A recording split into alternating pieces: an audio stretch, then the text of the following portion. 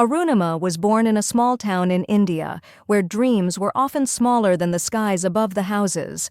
Her family didn't have much, but her mother's eyes always carried quiet strength, and that strength became the seed of Arunima's courage.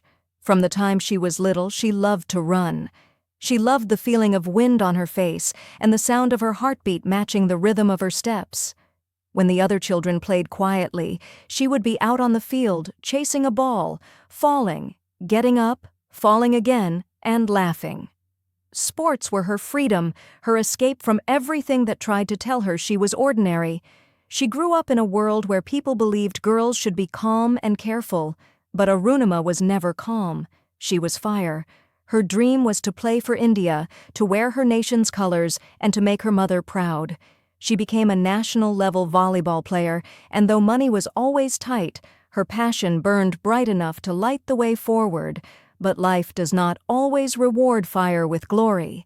Sometimes it tests it with darkness. In 2011, when she was just in her early 20s, she boarded a train to Delhi. She carried a small bag, a dream, and her courage. She didn't know that night would change everything. The train was crowded, and as it moved into the quiet of night, she sat near the window, thinking about her future. Suddenly, a group of men entered her compartment. They tried to snatch her bag and gold chain. She resisted. She fought back, a young woman alone in the dark, shouting, kicking, refusing to give in. But in that chaos, one of them pushed her out of the moving train. The world turned black. She fell onto the railway tracks, and before she could move, another train came rushing from the opposite direction. Pain exploded through her body. Her left leg was crushed completely. She lay there for hours, bleeding, half-conscious, calling for help that didn't come. The night was long, the stars cold, and yet in that unbearable pain, she kept telling herself one thing: I must not die here. She pressed her wounded leg against the stones to stop the bleeding. She was alone, helpless and broken, but not defeated. By morning, someone finally found her and took her to the hospital. The doctors looked at her leg and knew what had to be done. They amputated it to save her life. When she woke up, the reality hit her like thunder. She had lost her leg. The girl who once ran across the fields, who leapt for volleyballs and felt alive in motion, could no longer even sit up without pain. For days she cried, not from the pain in her body, but from the fear that her dreams had died too. The media came, people visited, and some even said things that cut deeper than wounds. Her life is finished now. She'll never walk again. But those words, instead of breaking her, became fuel. One night, lying in that hospital bed, she made a promise to herself. If the world thought she couldn't walk, she would show them she could fly. She didn't know yet what that promise would mean, only that she would not spend her life in pity. She told herself, if I can't change what happened to me, I'll change what I become after it. And then came the thought that would define her destiny. Mount Everest. The idea was almost insane. A woman who had just lost her leg, dreaming of climbing the highest mountain on earth. But for Arunima, impossible was just a word people used when they stopped trying. The journey began with pain. She learned to walk again on an artificial leg. Every step burned like fire, but she smiled through it. Her doctors warned her not to push too hard. Her friends worried she might fall and hurt herself again. But she said softly, if I can survive that night on the tracks, I can survive anything. Her spirit became her new limb. Slowly, step by step, she began to move. From walking to jogging, from jogging to climbing stairs, she pushed her limits every single day. People around her were confused. Some thought she was mad. Others admired her courage but didn't believe she could do it. Then she met Bachendri Pal, the first Indian woman to climb Mount Everest. Bachendri saw in her the same fire she once had in herself, and she agreed to train her. That day, Arunima felt the first spark of hope turning into belief. She joined the training camp at the Tata Steel Adventure Foundation, where she began the long, brutal preparation for mountaineering. The training was hellish. Even people with both legs found it almost impossible.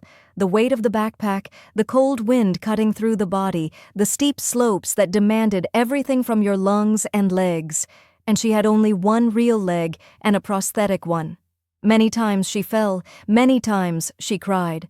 Sometimes her artificial leg would come loose, and she would sit in the dirt, exhausted. But she would fix it, tighten the straps, and continue. Her trainer once said, "Arunima, the mountain does not care who you are. It only respects courage," and she answered, "Then I'll show the mountain my courage."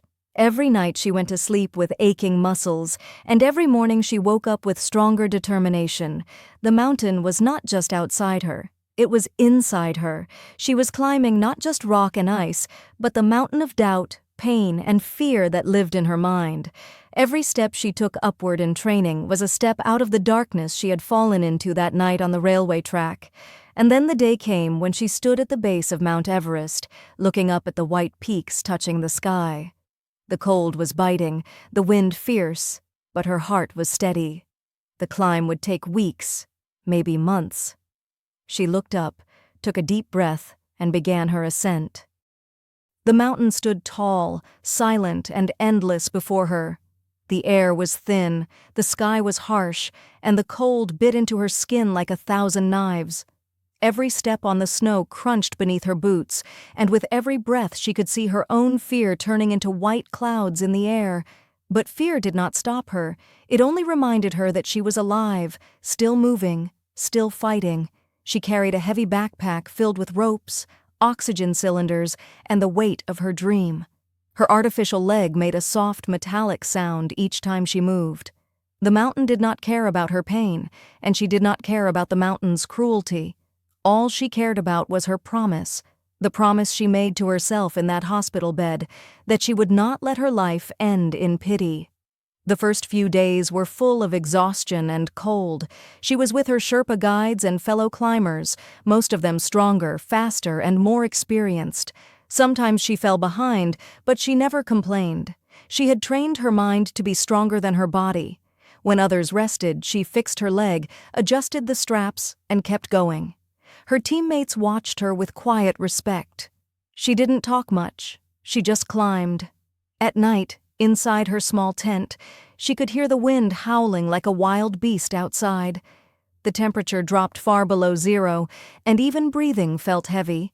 Sometimes she would close her eyes and remember her old life, her mother's face, the volleyball court, the laughter of her teammates, and that one night when everything changed. She would whisper to herself, "I survived that night. I can survive this one too." And then she would sleep, holding her dream close to her heart. Days turned into weeks. As they climbed higher, oxygen became thinner. Every step felt like dragging a mountain on her back. Her prosthetic leg often slipped on the ice, cutting into her skin. Once, during a climb near Camp 3, her leg came loose and slid down a few meters of snow. She sat there on the ice, tears freezing on her cheeks. For a moment, she wanted to give up. Her body screamed in pain, her fingers were numb, and the mountain seemed endless. But then she looked up. The summit was hidden behind clouds, but she imagined it shining somewhere beyond the pain. She reached out, pulled her leg back, fixed it with trembling hands, and said softly, "You will not defeat me." Then she stood up and continued climbing. At times, the mountain tested not just her strength, but her will. There were storms that made even the strongest climbers turn back, winds so violent that tents were ripped apart, nights so dark that fear itself seemed alive. But inside that darkness, she found her own light. She began to believe that the mountain was not her enemy, it was her teacher. Every gust of wind, every fall, every wound was a lesson in endurance, in faith, in patience. When they reached Camp 4, known as the Death Zone, the air was dangerously thin. Climbers often lost their lives here. Many turned back, unable to go on. But Arunima's eyes held only one direction, upward. She thought of her mother's prayer, of the faces of those who once said she was finished, and of the young girls who would one day hear her story. She wanted to reach the top not just for herself, but for every person who had ever been told they couldn't. That night, before the final push to the summit, she wrote a few words in her notebook. "Tomorrow, I will stand where the sky touches the earth. Tomorrow, I will prove that no mountain is greater than the strength of the human spirit." She closed her eyes, and for a few hours, she slept. When she woke, it was still dark. The world around her was silent except for the howling wind. She put on her gear, adjusted her oxygen mask, checked her leg straps one last time, and whispered to herself, "Let's finish what we started." The final climb began. Every step was agony. The wind tore at her clothes, and her fingers were frozen, but she kept moving. Her breath came in short gasps, her vision blurred, and her heart pounded like a drum in her chest. The slope was steep, almost vertical in places, and her prosthetic leg made it even harder. But she did not look down. She only looked up. Step by step, inch by inch, she climbed. As dawn broke, the sky turned from black to deep blue, and the first rays of sunlight touched the snow around her. The world looked like a dream, silent, endless, and pure. She could feel her strength fading, but her spirit refused to stop. She remembered the faces of the people who had doubted her, the pain of the train accident, the months in the hospital, the blood, the tears, and she turned all that pain into power. Her Sherpa guide shouted over the wind, "We are close!" Just a few more meters. Those words gave her wings. She felt tears in her eyes, but they froze before they could fall. Her heart was louder than the storm. She climbed with everything she had, her hands, her will, her soul, and then finally, she reached the top. It was May 21st, 2013. Arunima Sinha stood on the summit of Mount Everest, holding the Indian flag in her hands. The wind roared, the sun blazed on the snow, and for a moment, time stopped. She fell to her knees, tears of joy mixing with the frost on her face. She had done it. The girl who once lay bleeding beside a railway track, the girl who was told her life was over, had just touched the sky. She looked around. Above the clouds, the world looked peaceful. She whispered softly, "This is for every person who was told they can't." And then she prayed, thanking God for giving her not just life, but purpose. That moment, standing on top of the world, was not the end of her journey. It was the beginning of something far greater, a story of hope that would inspire millions.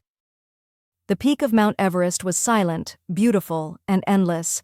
But even on top of the world, Arunima knew one thing clearly. Climbing up was only half the journey. The hardest part was still ahead, coming down alive. The air was thin, her oxygen almost finished, her body was exhausted, and her prosthetic leg was filled with frost. The mountain that had just witnessed her victory now tested her one last time. She took a deep breath, looked down at the endless white slopes, and began her descent. Each step downward felt heavier than the climb up. The snow was soft in places and slippery in others. One wrong move could mean falling thousands of feet. The wind was sharp enough to cut through her clothes, and the temperature dropped lower and lower. She could barely feel her hands, and her legs started to ache badly. But even through the pain, she kept reminding herself, "If I can reach the top, I can reach home." Her Sherpa called out to her often, checking if she was fine. Many climbers lose focus during the descent. The body is weak, the air is thin, and exhaustion plays tricks on the mind. She remembered stories of people who made it to the top but never returned. The mountain takes what it wants, and she refused to let it take her. She had come too far to die now. Every few steps she stopped to catch her breath, to fix her leg, to make sure the straps were tight. Sometimes she fell.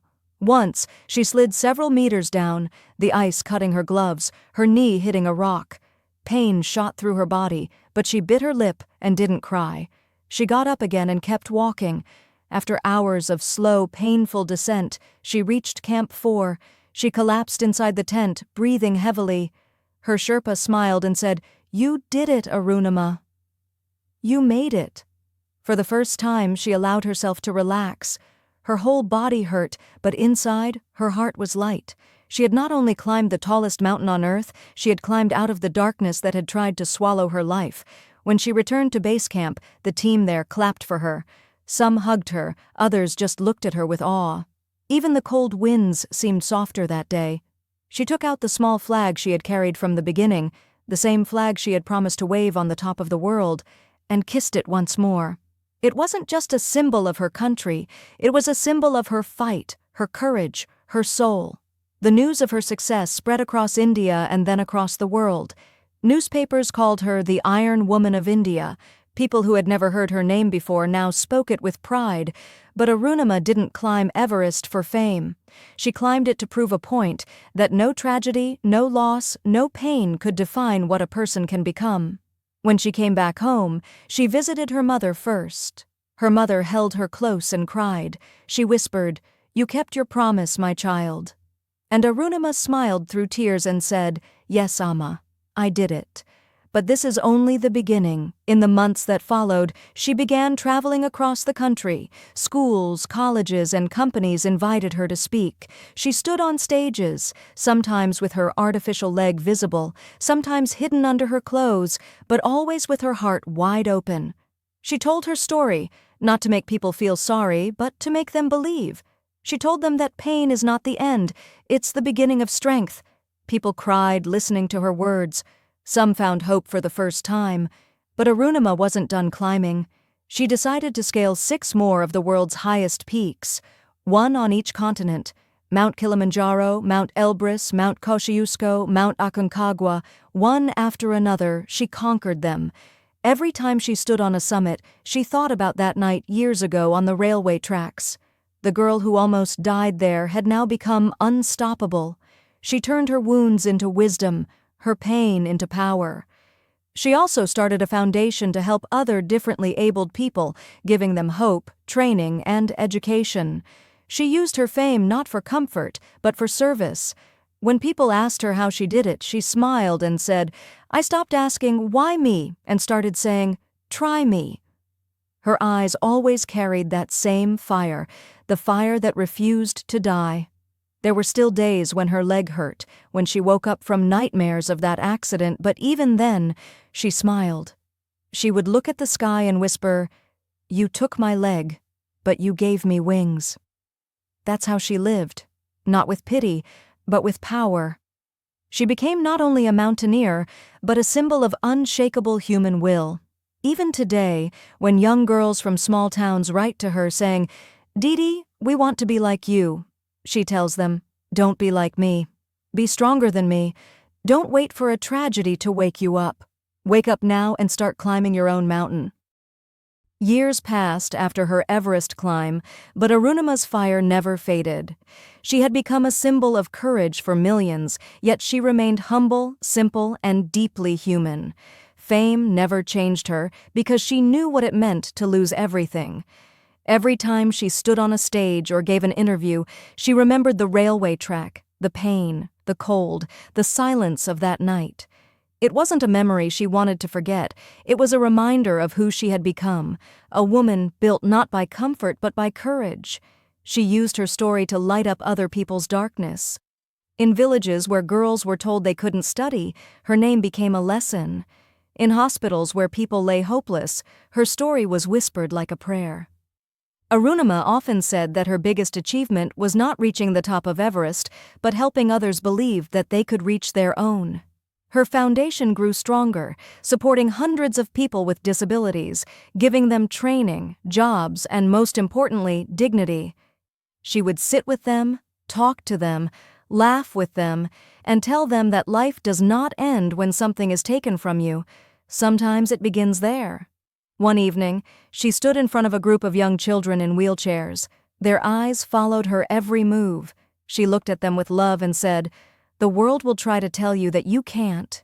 Don't believe it. You don't need 2 legs to stand tall. You only need one thing, a reason." Her voice was soft, but her words were powerful. The room fell silent for a moment, and then applause filled the air, not just for her story, but for the strength she had given them to find their own. Sometimes she traveled alone, sitting by the window of the plane, watching the clouds float by. She thought about how strange life was. Once she had fallen under a train, and now she was flying above the world. Every scar on her body told a story, but none of them told a story of defeat. When people asked her if she ever felt angry about what happened, she smiled and said, "If that night hadn't happened, maybe I would still be ordinary." Pain gave me purpose. In the quiet moments of her life, when she sat by her mother and watched the sunset, she often whispered, "I did it, Amma. I turned my pain into power." Her mother would smile, hold her hand, and say, "Yes, my child, you climbed the mountain outside, but the bigger one was inside you." Arunima became an author too. She wrote about her journey, her pain, her strength, and her lessons. Her book, Born Again on the Mountain, touched hearts across the world. People who had never met her felt as if they knew her. The girl who fell, the woman who rose, the soul who refused to give up. Letters poured in from everywhere. Soldiers who lost limbs in war, students struggling with failure, mothers fighting for their children, people standing at the edge of giving up, all thanking her for reminding them that life is worth fighting for.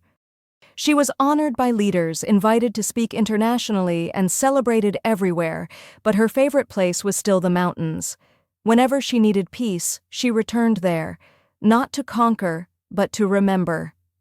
She would stand quietly, close her eyes, and feel the cold air brush her face. She said the mountains spoke to her in a language of silence. They told her that the true climb is never outside, it's always within. Arunima's story became a beacon for the world. People began calling her the woman who touched the sky. But she never let the title make her forget the ground she came from. She always said, "I'm not special. I'm just a normal girl who refused to stop walking." She believed that every person, no matter where they come from, has the power to rise from their pain. All they need is one decision: to not give up. Her legacy continues to inspire those who have fallen. She became living proof that the human spirit is stronger than fate, stronger than fear, stronger than loss. Her life taught that sometimes destiny breaks us not to end us, but to rebuild us into something unshakable. In the end, Arunima didn't just climb mountains. She moved them, the mountains of disbelief, fear, and limitation. Her name became not just a story, but a message. That courage is not about never falling, it's about rising every time you do. And somewhere, in the silence of the Himalayas, where the winds still whisper through the snow, it feels as if her spirit still stands there, smiling, proud, and fearless, reminding the world that no matter how deep the darkness, the human heart can still find its way to the light. Thank you for watching. Don't forget to like, comment, and share if you enjoyed the story, and subscribe for more stories that touch your heart.